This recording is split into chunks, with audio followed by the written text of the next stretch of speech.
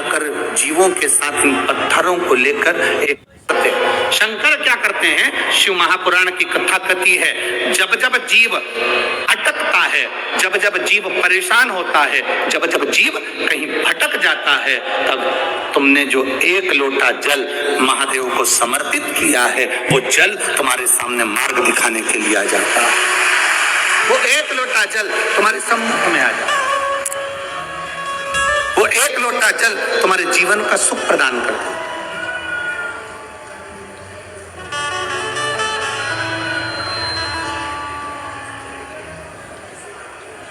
महाराज,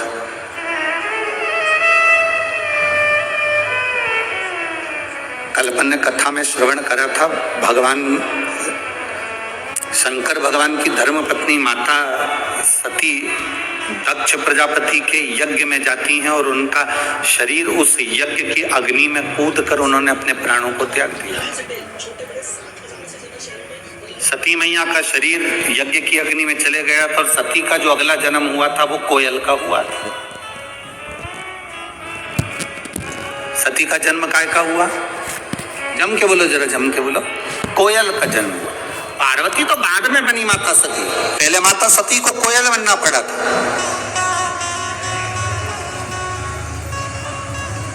और कोयल बनकर माता सती घूमती रही, भ्रमण करती रही, भ्रमण करती रही। भ्रमण करते करते कोयल बनी माता सती। जहां पर कोई शंकर भगवान के शिवलिंग की पूजन करता था, मां सती कोयल बनकर वहां बैठकर कूका करती थी, भगवान शिव के नाम का उच्चारण करती थी।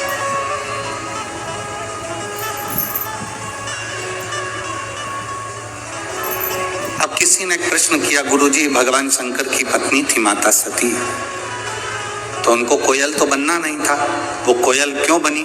शिव महापुराण की कथा कहती है, जब दक्ष प्रजापति यज्ञ कर रहे थे, अगर सती को प्राण त्यागना था तो कहीं दूसरी जगह जाकर त्यागती, चल जाता, पर सती ने प्राणों को त्यागा तो उस यज्ञ की कुंड की अग्नि में त्यागा। कोई साधु, कोई सन्यासी, कोई तपस्वी, कोई साधक, कोई उपासक, कोई संत, कोई ब्राह्मण, कोई गृहस्थी भी अगर कोई अच्छा कार्य कर रहा है, कोई तुम्हारे नगर में, तुम्हारे गांव में, तुम्हारे क्षेत्र में, तुम्हारे इस परिवार में कोई अच्छा काम कर रहा है, उसमें कभी अड़चन मत डालो। अगर अड़चन डालते हो तो उसको लेना ही पड़ता।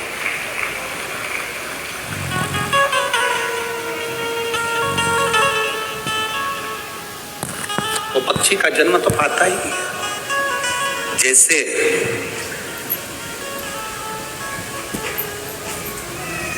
84 लाख योनियों में 20 लाख योनि पेड़ पौधे की है। 84 लाख योनियों में 20 लाख योनि पेड़ पौधे की है। 20 लाख। अब वो 20 लाख योनि पेड़ पौधे की मिली, क्यों मिली? उसका कारण क्या था? किस कारण से मिली? केवल एक कारण था पेड़ पौधे की योनि पाने का, कि आप अपने आसपास में जितने वृक्ष लगे रहते हैं, जितने पेड़ पौधे लगे रहते हैं, जितने वृक्ष लगे रहते हैं, उन वृक्षों को आप काटते हो, तोड़ते हो, बेकार कर देते हो, तो वो वनस्पति का जो देवता है वो भी आपको वृक्ष बनने का, पौधा बनने का श्राप देता है। हमने एक बात पहले भी कथा में कही, अगर यहाँ भिंड की जीजियों ने सुनी होगी तो उनके स्मरण में होगा। बेलपत्री का पत्ता बेलपत्री के वृक्ष से तोड़ लो, उतार लो, मना नहीं है। तुलसी का दल तुलसी के पौधे से उतार लो, मना नहीं है। पीपल का पत्ता पीपल के वृक्ष से उतार लो, मना नहीं है। आंवले का पत्ता, आंवले का फल वृक्ष से उतार लो, मना नहीं है। पर इतना शिव महापुराण की कथा कहती है कि बेलपत्री का वृक्ष की डाली नहीं टूटना चाहिए, आंवले के वृक्ष की डाली नहीं टूटना चाहिए, तुलसी के पौधे की डाली नहीं टूटना चाहिए। ये डाली अगर टूटती है, ये डाली अगर टूटती है तो जीव कितना भी दान करा हो, कितना भी पुण्य करा हो, कितना भी सत्कर्म करा हो, वो सब व्यर्थ चले जाता है, उसका कोई फल नहीं है। आपको अगर बेलपत्र की जरूरत है, आप बेलपत्र लिए और बेलपत्र की आपको जरूरत है, आप डाली में से बेलपत्र तोड़ो ना, डाली क्यों तोड़ना, आप उस बेलपत्र का प्रयोग करो। शंभु शरणे पड़ी मांगू घड़ी रे घड़ी, दुख काटो दया कर। आपको जरूरत है, आप ले बेलपत्री का पत्ता। एक बेलपत्री के पत्ते में क्या औषधि है, जिस दिन आप जान जाओगे उस दिन बेलपत्री के पेड़ को कभी नहीं तोड़ोगे। हाँ, बेलपत्री का वृक्ष सूख गया, हरा नहीं रहा, पत्ते नहीं है, हरापन नहीं है, पूरा सूख गया।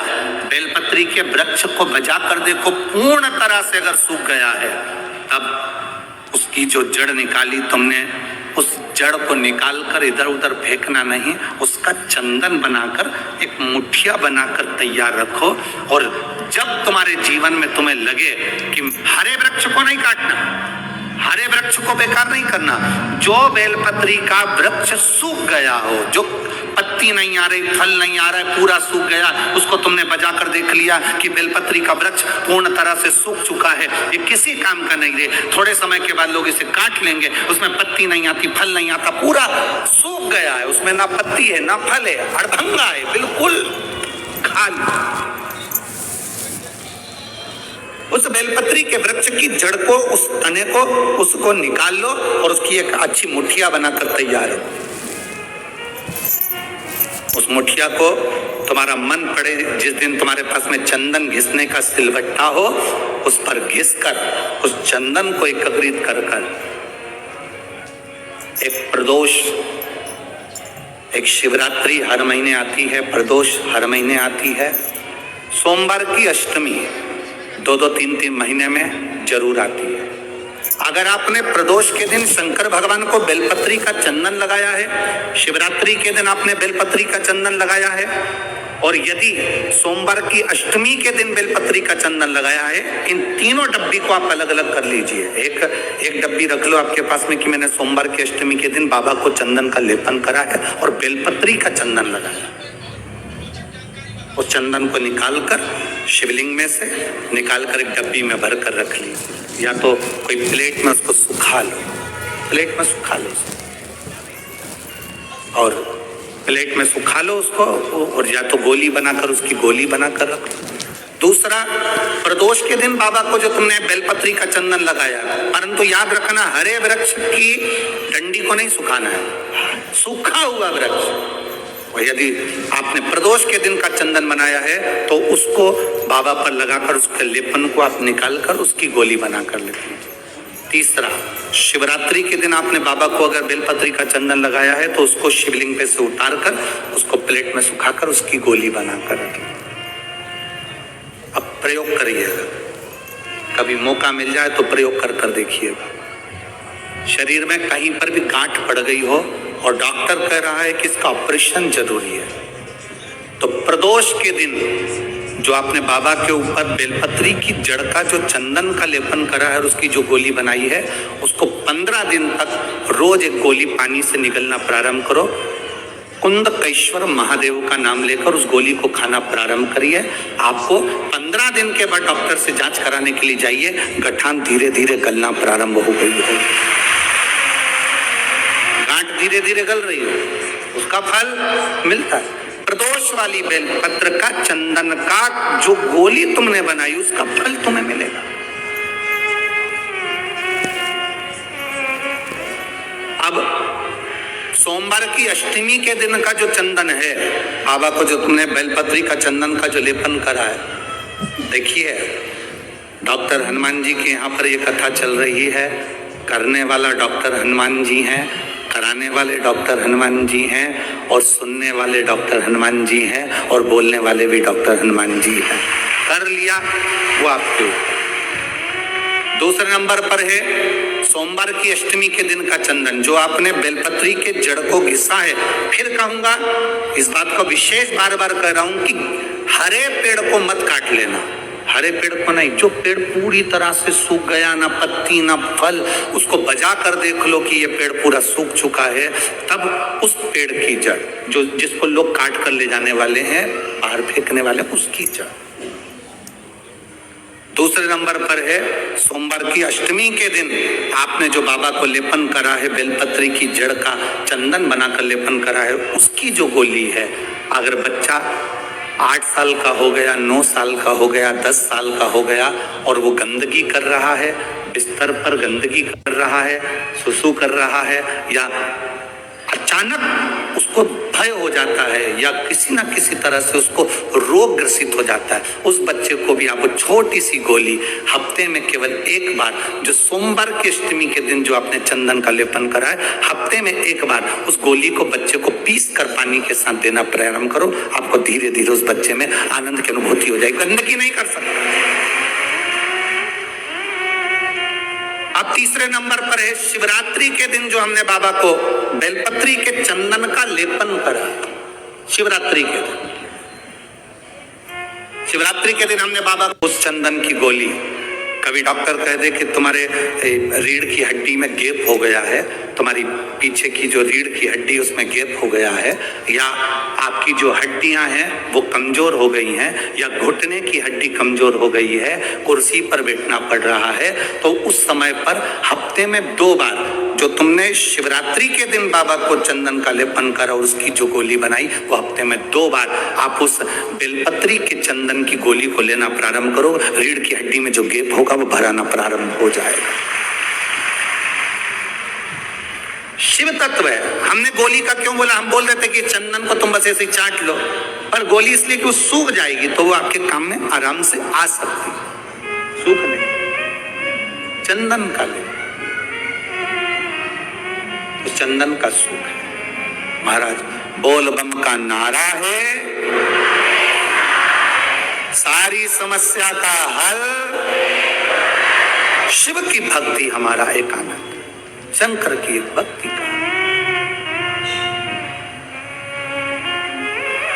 सती मैया स्वयं सती, सती मां। अब सती को कोयल बनना पड़ा, सती को कोयल, पक्षी बनना पड़ा है माता सती को, कोयल बनना पड़ा है माता सती को, और सती कोयल बन। अब कोई कहे कि गुरुजी क्या पक्षी भगवान शंकर का भजन करते हैं?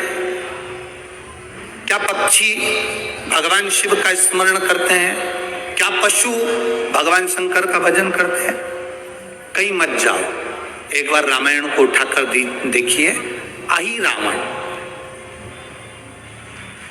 पाताल लोक का स्वामी था, पाताल लोक उसके कब्जे में था, आही रावण के कब्जे में पाताल लोक। शंकर सुमन शिव महापुराण की कथा सुन रहे हो, इसलिए इस प्रसंग को हम लोग ले रहे हैं। हनुमान जी से जुड़े हुए प्रसंगों को जोड़ते हुए इस कथा का लाभ अपन ले रहे हैं। क्या पशु पक्षी भगवान शिव का भजन करते हैं? क्या पशु पक्षी भगवान शंकर को जल चढ़ाते हैं? क्या पशु पक्षी भगवान शंकर का गुणगान करते हैं?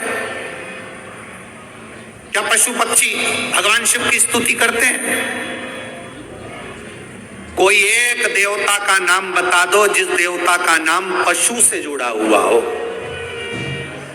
केवल एक ही देव है, वो देव अधिदेव महादेव है, जिसको पशुपति नाथ कहा जाता है, जो पशुओं का भी देवता है,